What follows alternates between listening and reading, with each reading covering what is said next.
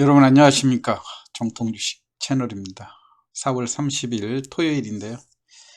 4월달 주식시장도 어느덧 다 마감이 됐고 이제 이번 주부터 이제 5월 시장이 다시 또 열리지 않습니까? 그래서 5월 주식시장에 대한 그 전망, 네, 일단 핵심 변수로 우리가 보면 러시아 우크라이나 전쟁이 쉽게 끝날 것 같지 않는 그런 상황이죠. 이걸로 인해서 원자재 값 급등이라든가 곡물가 이런 것들은 우리가 4월 내내 많이 경험했던 그런 상황 아닙니까? 이런 사태들이 금방 마무리되긴 좀 어려운 이런 상황이라고 생각이 되고요. 근데 아무래도 이제 또 금리 인상하고 인플레이션, 미국 시장이 동반해서 침체하고 있다고 하는 점도 큰 변수로 보여지죠. 미국 시장이 갈수록 그 불안한 모습을 보여주는데요. 어제 또 급기야 939포인트가 또 빠졌거든요. 다우지수가. 이보다 더 심각한 게는 나스닥이 536포인트 빠졌는데요. 4% 이상 급락하는 모습을 보여줬거든요. 이게 이제 어제 미국 시장 전체적인 종목들을 모아놓은 데인데요. 대표적으로 어제 하락을 주도한 종목이 아마존이었죠. 아마존이 14%가 넘는 406불이 6달러가 떨어져 가지고 지금 차트로 보면 아마존이 지금 차트의 저점이 안 보일 정도로 추락을 했죠. 보통 2800불 언저리도 바닥권에서 3400불 이 박스권으로 움직이던 주식이 어제 이렇게 14%가 넘는 급락을 했는데, 이 급락 원인이 우리가 아마존 하면 지금 그 코로나로 인해서 직접 대면 이런 것보다 온라인 수요의 매출이 급증하면서 혜택을 입었었던 상황인데, 잘 알다시피 그 전기차 리비안에 대한 투자가 그 손실로 이어지는 이런 상황으로 인해서 7년 만에 처음으로 적자로 1, 4분기에 적자로 전환을 했다, 이런 이야기죠. 그래서 우리가 이제 리비안도 출시될 때만 해도 제2의 테슬라다 해서 기대감을 높게 했는데, 출범할 때만 해도 179달러를 고점으로 기록한 다음에 지금 뭐 거의 4분의 1 토막 뭐 이렇게 4분의 3 75% 정도가 주가가 급락해서 지금 30달러 그 안팎으로 지금 내려와 있는 거 아닙니까?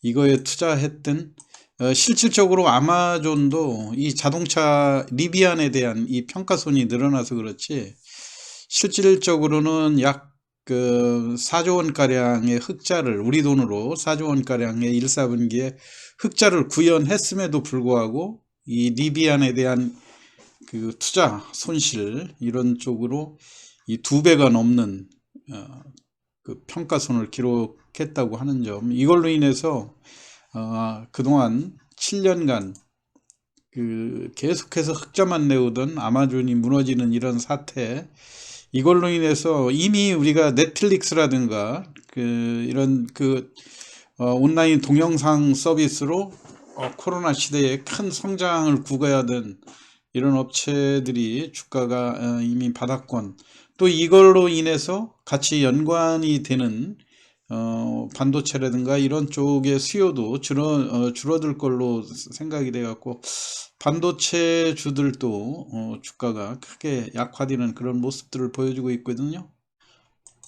여하튼 미국 시장의 침체가 좀 그 다소 심상치 않은 그런 분위기고, 우리 국내적으로는 신정부에 대한 출범, 이제 5월 9일 날 대통령 취임식이 5월 10일이죠. 5월 10일에 대통령 취임식이 열리고 또 바로 5월 21일 날 바이든 대통령이 방한하는 그런 상황이죠. 이걸로 인해서 이제 단순한 그 바이든 대통령 방한에 어제 그 신문 기사에 보면 삼성전자 공장을 방문하겠다 이런 그 뉴스들이 있었기 때문에 이제 이재용 부회장이라든가 신동빈 회장 등 기업인들의 사면도 과연 이제 현 대통령의 임기 말에 전격적으로 사면을 단행할지 이런 여부들도 기대가 되는 상황이고요. 이걸로 인해서 코로나 방역이 또 완화되면서 경기 부양이라든가 이런 쪽에 우리가 포커스를 맞출 수 있는 그런 상황이죠. 네, 어제 같은 경우 삼성전자에서 우리가 아주 기존에 볼 수 없었던 묘한 장면을 하나 보았는데요. 이게 이제 삼성전자의 그 주간 3월 달서부터 거의 한 달 동안의 주가 그 변동 추이인데요. 눈에 띄는 것은 어제 같은 경우 이 당일 그 차트로 볼 때 종가가 제일 강한 그런 양봉으로 장대 양봉으로 마감이 되지 않았습니까? 지금까지는 아무리 좋은 호재가 나와도 장중에 조금 반등하다가 종가에 밀리고 이런 모습에서 어제 같은 경우 모처럼 이제 그 바이든 대통령이 방문하고 그 다음에 삼성전자 공장 실질적으로 바이든이 오는 것도 반도체에 대한 이 투자라든가 이런 쪽이 시급하기 때문에 그런 결정을 내린 거 아니겠습니까? 이걸로 인해서 어제 기술주들의 상승을 주도를 했는데 과연 이런 상승이 어제 미국 시장의 큰 폭의 하락으로 인해서 좀 영향을 받지 않을까 그런 생각인데요. 일단 5월 중순에 바이든 대통령의 그 방안으로 인해서 당분간 삼성전자를 비롯한 핵심 반도체주들이 시장을 어느 정도 지수를 안전판으로 받쳐줄 수 있는 좋은 그 기회가 되지 않을까 그렇게 생각이 돼요. 실질적으로 어제 같은 경우 지금까지 외국인이라든가 기관들 계속해서 삼성전자에 매도를 보이다가 근 한 달 만에 어제 외국인이 큰 폭으로 매수하지 않았습니까? 이런 현상들은 좋은 기회라고 생각이 됩니다. 이렇게 해서 지금 가뜩이나 달러화가 움직이고 달러 수요가 폭증하고 하는 이런 판국의 그 바이든 대통령의 방안으로 인해서 그 최후 우량주인 삼성전자의 그 하방 경직성이라든가 이런 것들을 확인해주고 또 거기다 또 주가도 반등해주고 하게 되면 어느 정도 그 애완 시장에 있어도 안전판 역할을 하지 않을까 하는 그런 기대인데요. 가급적이면 그래도 또 이렇게 올라간다고 그래서 일반 또 개인들이 물론 이제 여기서 바닥권에 샀던 거를 현금화하고 하는 이런 전략들은 상당히 좋은데요. 뒤늦게 또 따라가고 하는 것은 조금 신중을 기해야 된다고 생각이 됩니다. 결국은 이런 국내의 변수들을 감안해 볼 때 이 지수 상승과 반도체, 2차전지, 건설, 조선 등 이런 대형주가 장을 주도할 거냐 아니면 기존 4월 달에 흘러왔던 것처럼 지수는 박스권으로 계속 일정 부분을 반복을 하면서 곡물이라든가 원자재 또 이런 걸 중심으로 한 개별 중소형주 장세가 펼쳐질 건지 이런 것들로 두 가지 그 방향이 정해지지 않겠습니까? 그런데 제가 볼 때는 여전히 지금 미국 시장이 불안정하게 움직이고 있는 이런 측면들도 있고요. 그 다음에 그 달러 수요로 인해서 원달러 환율을 그러니까 달러화가 지속적으로 강세로 전환되면서 원화가 약세되는 이런 애완 시장의 분위기도 조금 불안한 측면들이 있고요. 그렇기 때문에 제가 볼 때는 어제 비록 삼성전자라든가 이런 핵심주들이 강세로 올라서기는 했지만 대형주들에 대한 상승은 제한적인 범위로 전개될 가능성이 상당히 높다고 보여지고 여전히 개별 종목에 대해서 여러분들 중심을 잡으시는 것이 좋지 않겠는가. 그래서 기존 4월 달에 주도를 했던 곡물과 사료, 또 식용유, 육가공업체, 또 천연가스, 중소형 철강주, 중소형 건설주 이것도 이제 용산 대통령 집무실이 용산으로 이전되고 청와대를 또 개방하면서 공원화로 다시 조성하는 이런 상황이 되지 않겠습니까? 이걸로 인해서 도시재생 관련이라든가 일부 중소형 부동산 정책과 관련된 이런 종목들에 투자하는 그런 자세가 바람직할 거라고 생각이 됩니다.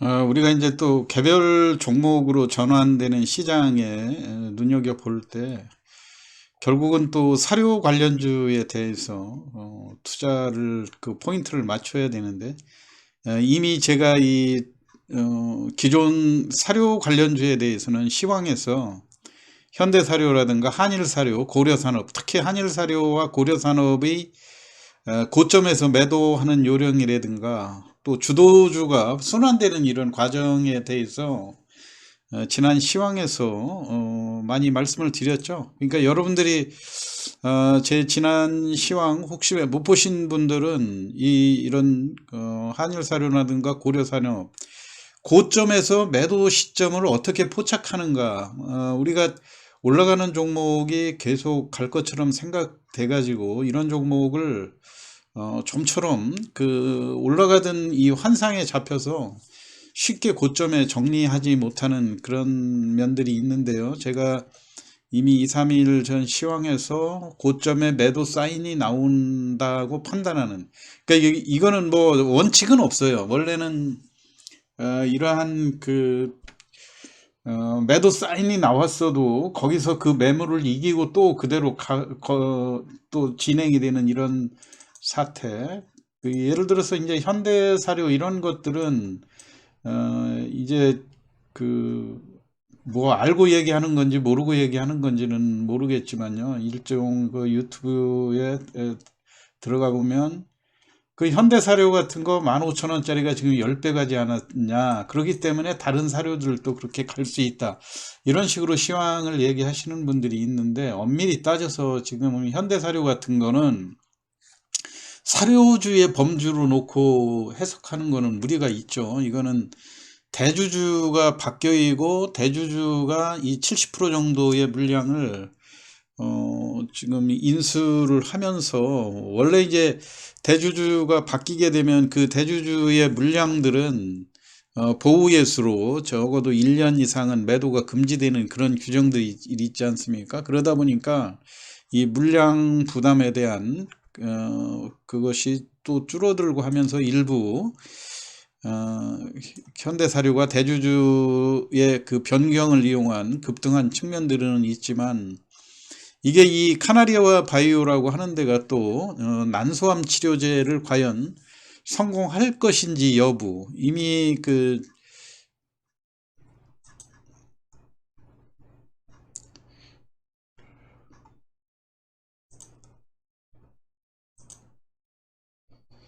이게 이제 두올물산의 장외 시세표인데요.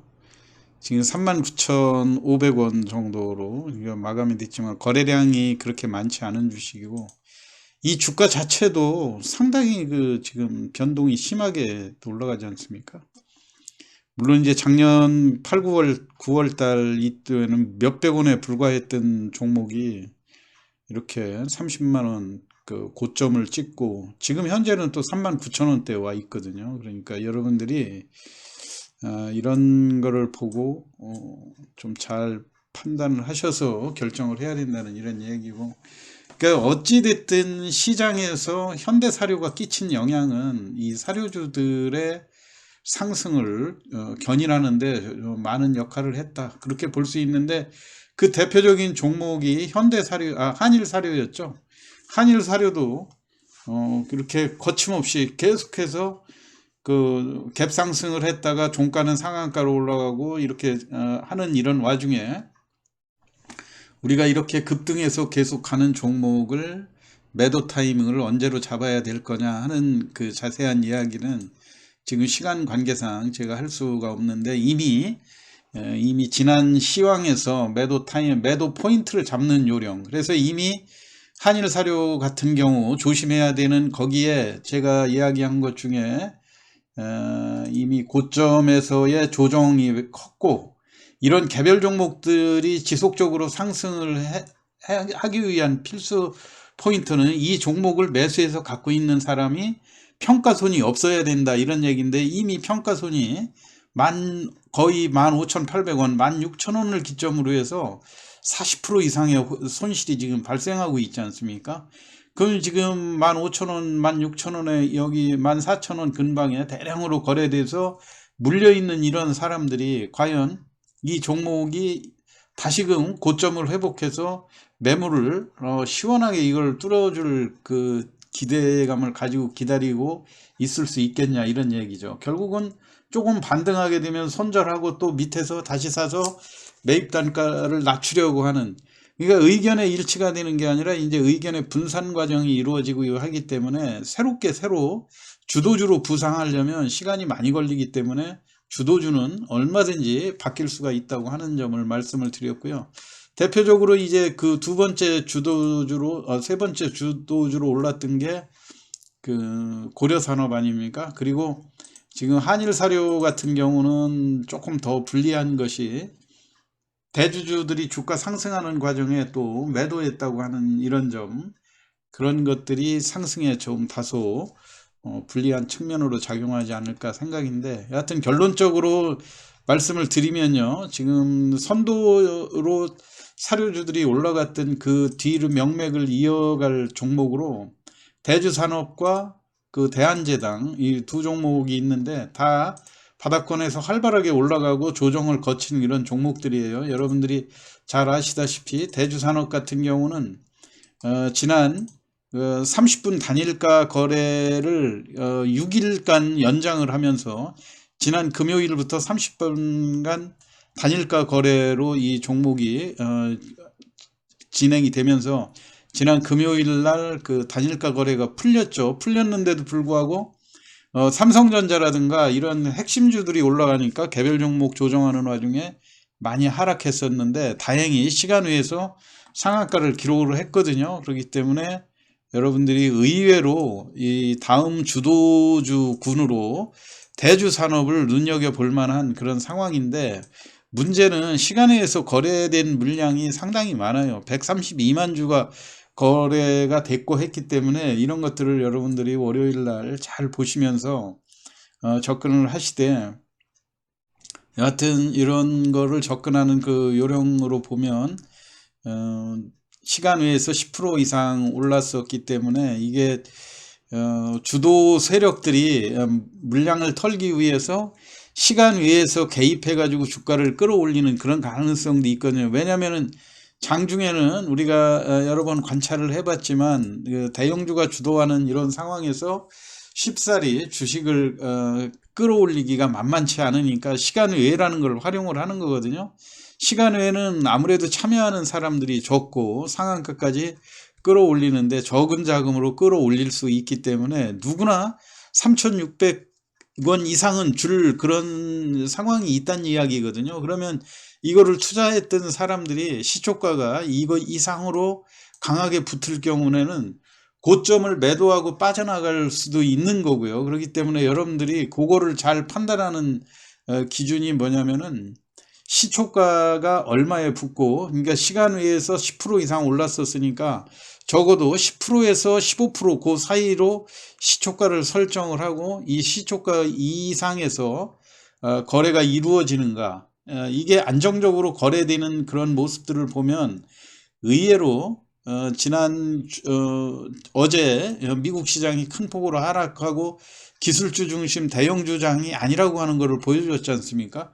그렇기 때문에 결국은 또 개별 중소형주로 가는 그런 그 포인트가 될 수 있기 때문에 여러분들은 내일 대주산업 요 종목을 잘 관찰하시면서 차기 주도주가 될 가능성이 상당히 높다고 하는 점, 그런 거를 염두에 두시면서 다음 주도주 변화에 대비하시는 것이 좋을 거라고 생각이 됩니다. 여러분들 참고하시기 바라고요. 편안한 주말 보내시기 바랍니다. 시황 마치겠습니다.